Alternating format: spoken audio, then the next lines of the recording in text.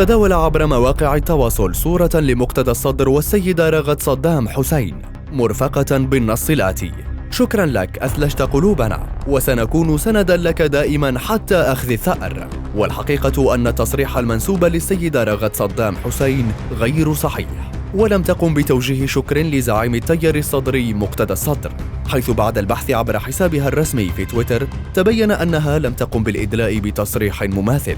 كما ونفت السيدة رغد صدام التصريح المنسوب إليها من خلال نشر لقطة شاشة للخبر معلقة عليه غير صحيح، وذلك عبر تغريدة لها على صفحتها في تويتر: رغد صدام حسين تدخل على خط الأزمة، لا توجد في بلدنا دولة. وعربت السيدة رغد صدام حسين عن أسفها للقصف التركي شمال العراق، وكتبت في تغريدتها: أصبح العراق ساحة لتصفية الحسابات الخارجية والداخلية. وأضافت: لا توجد في بلدنا دولة تقف بوجه الإرهاب الحقيقي ومن يحاول المساس بأمن واستقرار العراق. وختمت بالقول: ويبقى شليف الصوف نائم، قاصدة في هذا المثل الشعبي رئيس الوزراء مصطفى الكاظمي.